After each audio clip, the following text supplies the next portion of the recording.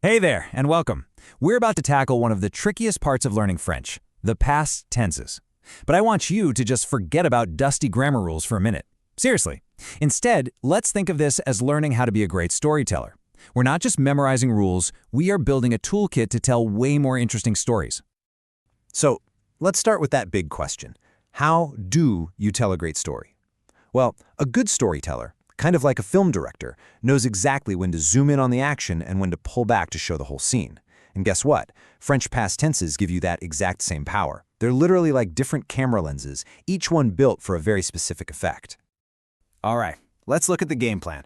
We're going to start with the tool for your main action. Then we'll grab the one for setting the scene. After that, we'll see how those two work together to create this perfect contrast. We'll even add a tool for flashbacks, and then we'll wrap it all up in your brand new director's toolkit. Sound good? Let's go. First up, our most important tool, the Passé Composé. I want you to think of this as your action cam. This is the lens you grab when you need to capture the key events, the plot points that actually push your story forward. So the Passé Composé is all about those specific one-and-done actions. Think about it. I opened the door. She bought a gift. He arrived at 6 o'clock sharp. Every single one of those is a distinct event that happened and then it was over. This is the tense that answers the question, okay, so what happened next? So how do we actually build this thing? Well, it's called a compound tense for a reason. It has two parts. First, you need a little helper verb, what we call an auxiliary. It's either going to be avoir or être. You just conjugate that helper in the present tense, and then you tack on the past participle of your main verb. It's a pretty straightforward formula, really. Now, here's the tricky part, choosing the right helper. Think of it like this. You've got the massive avoir army, which covers, the vast majority of French verbs. But then you have this small, elite être crew. This special group is mostly for verbs of motion, coming, going, arriving, leaving, and for all reflexive verbs. And if you've heard of DRMRS Vandertramp, that's just a classic little trick to remember the main ones. And for that special être crew, there is one golden rule you absolutely cannot forget. The past participle has to agree with the subject. Look at how it works. See how aller changes? It gets an extra E when the subject is feminine, like elle. It gets an S for plural, like il. And it gets both for feminine plural, like elles. It's a super important detail to get right. Okay, so we've got our action cam locked down. But a story is more than just a list of things that happened, right? You need atmosphere, you need background, you need a mood. And for all of that, we're going to pull out our wide-angle lens, the Imparfait. The Imparfait basically does everything the Passé Composé doesn't. Its job isn't to move the plot forward. Nope. Its job is to paint the picture around the plot. It describes what was happening, what things were like, or what you used to do. It's the difference between the phone rang and the phone was ringing. And you're going to love this part. It's so much easier to form. You just grab the nous form of pretty much any verb, chop off that ONS at the end, and then you just add a whole new set of endings. It's incredibly regular, which is, let's be honest, a huge relief after dealing with the Passé Composé. So what does it actually do? Well, it's got four main jobs. First, description. You're painting a picture. The weather was nice. He was tall. I felt tired. Second, habitual actions. Stuff you used to do. Every summer, we would go to the beach. Third, continuous actions. Things that were in progress. I was reading a book. And finally, it's key for hypotheticals. If I were rich.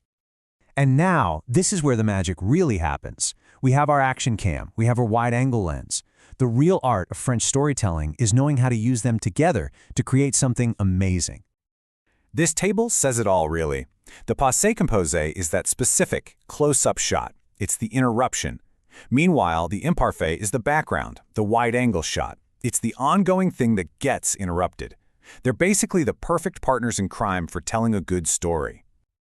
Okay, let's see this in action. Nous regardions un film. That's our Imparfait. It's setting the scene. It's the wide shot. We were in the middle of doing something. And then, bam, le téléphone a sonné.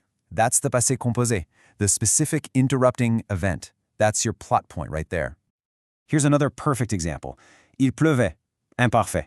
That's just the background weather. It sets the mood. It was raining continuously. But what's the key event? Elle est sortie. Passé Composé. She did one single completed action. She went out. The scene was rainy. The action was leaving. See how they work together? It's brilliant. So we've got our main story tools, but wait, What if we need to give some backstory? What if we need to rewind a little? Well, every good director needs a flashback sequence. And in French, that's the job of the Plus-que-parfait. The Plus-que-parfait has one simple, singular job. It signals an action that happened before the main story you're telling. We call it the past of the past. In English, this is simply our had-done tense. It's how you provide that crucial context that happened even earlier. This timeline makes it crystal clear. Imagine your main story point is J'ai vu le film, I saw the movie. That's in the Passé Composé. But if you want to explain that you saw it because j'avais lu le livre, I had read the book, well, the reading obviously happened before the seeing. The Plus-que-parfait puts everything in the right order for your audience. So, let's put it all together. Here's your final cheat sheet. For the main action, the big plot points, you use the Passé Composé, I saw. For setting the scene, describing the background, or talking about a habit, you use the Imparfait, I was seeing. And for that crucial flashback to an even earlier event, you've got the Plus-que-parfait, I had seen. Honestly, if you can master these 3 tools, you can tell almost any story you want in the past. And there you have it. You're not just a student conjugating verbs anymore. You're a director. You've got the action cam, the wide-angle lens, and the flashback technique. You have the whole toolkit. So I guess my only question for you is, now that you have the tools, what story will you tell?